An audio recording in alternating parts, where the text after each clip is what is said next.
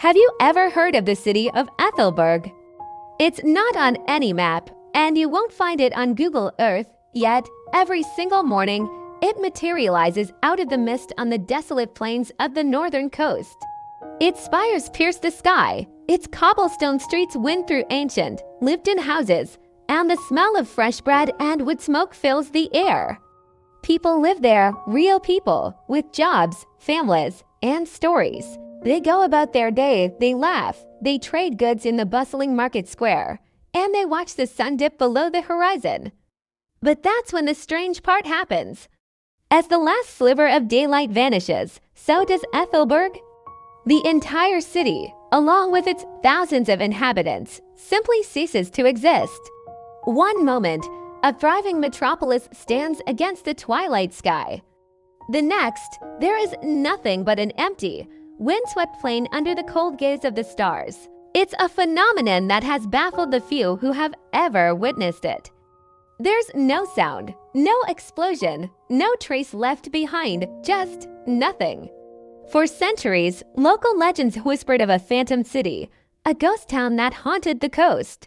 But it wasn't until the advent of modern drone technology that we got our first concrete proof.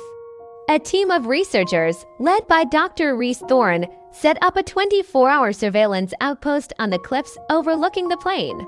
They were skeptical, of course. They expected a mirage, a trick of the light, or perhaps a mass hallucination passed down through generations. What they captured on camera was far more unsettling.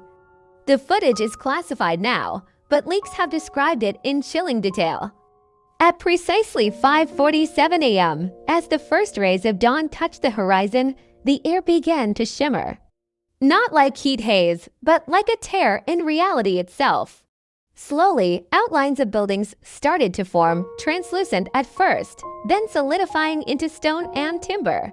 Within minutes, the entire city of Aethelburg was there, fully formed and bustling with life, as if it had been there all along. The drones flew through its streets, capturing images of people who seemed completely unaware that their world had just been born from thin air. But the evening footage is what keeps people awake at night. At 8:12 p.m., as dusk settled, the process reversed. The city didn't crumble or fade, it dematerialized. The edges of buildings grew transparent, people walking down the street flickered and vanished mid-stride, and the entire city folded in on itself until it was gone. The most disturbing part, the citizens of Aethelburg showed no signs of panic or even awareness. They simply went about their evening routines, lighting lamps in homes that would cease to exist moments later. It was as if, for them, this was completely normal. This raised a terrifying question. Do the people of Aethelburg know what happens to them every night?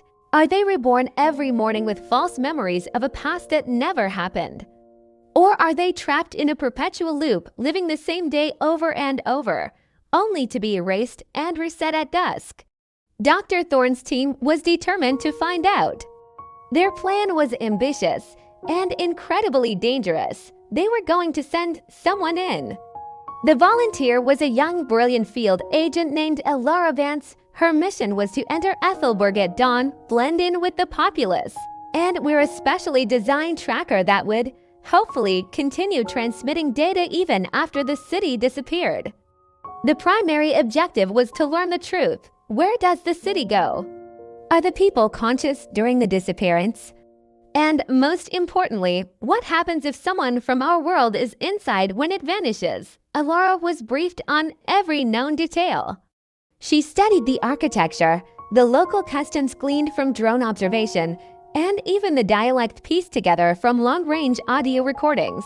She was given a backstory, a set of clothes appropriate for the city's anachronistic style, and a small pouch of currency that had mysteriously appeared on the plain one morning, as if left behind by the city itself. On the day of the mission, the entire team held its breath as they watched her on the monitor.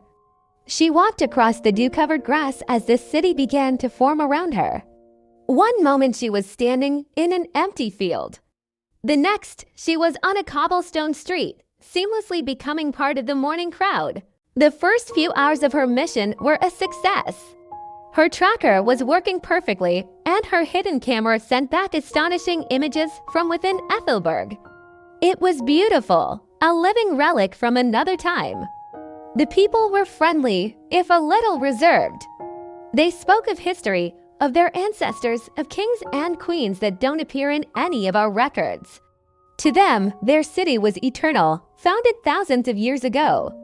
Illyra's reports described a deep, unsettling sense of normalcy. No one acted like they were living on borrowed time. She made her way to the great library in the city center, hoping to find records or clues about the city's origins. The librarian, an old man with eyes that seemed to hold ancient secrets, greeted her with a knowing smile. "You are new here," he said, not as a question, but as a statement. "Many seek knowledge, but few are prepared for what they find in Aethelburg." He led her to a section of the library filled with books bound in strange leather. Their pages filled with a script that was both alien and vaguely familiar. As the day wore on, Illyra's communications became more and more frantic. She described a growing feeling of dread. The sky, she said, didn't look right. The sun seemed to hang in the sky, its light feeling thin and artificial. She noted that there were no children under the age of 10 anywhere in the city. When she asked about it, the locals would simply smile and change the subject. The architecture, which had at first seemed charmingly old, now felt wrong. Angles were slightly off, perspectives shifted when you weren't looking directly at them. The city was a perfect illusion, but Illyra was starting to see the cracks. Her last coherent message came just before sunset. She was back in the market square. The people were beginning to head home, the street vendors packing up their stalls. "They know," she whispered, her voice trembling. "They all know what's coming. They're not scared. They're preparing. It's a ritual. It's not a disappearance. It's a harvest." Then her audio cut out. Her video feed showed the setting sun, the long shadows, the calm faces of the citizens turning towards their homes. And then, at exactly 8:12 p.m., the signal went dead. Back at the outpost, the team stared in horror at the blank monitor. On the plain below, Aethelburg was gone. There was no sign of Illyra, but her tracker. Her tracker was still transmitting. It was faint, but it was there. The signal wasn't coming from the plane. It wasn't coming from anywhere on Earth or even in our solar system. The coordinates it sent back were impossible, pointing to a location in deep space, in a dark nebula millions of light years away. And it wasn't stationary. It was moving, along with something else. Something the size of a city. What happened to Illyra Vance? What is the city of Aethelburg, and where does it go every night? Is it a prison, a ship, or something far stranger? The people within it, are they captives, or are they the caretakers of this impossible place? The few pieces of evidence she sent back before she vanished only deepened the mystery, painting a picture of a world built on lies, a population complicit in its own nightly erasure, and a terrifying purpose behind it all. The investigation was officially shut down, the files buried under layers of classification. But for those who know the story, the question remains.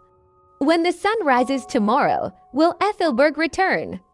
And if it does, will Illyra be there, trapped in a city that exists outside of time and space, forever waiting for a rescue that will never come? The empty plain on the northern coast holds its secrets tightly, waiting for the next dawn. Thanks for watching.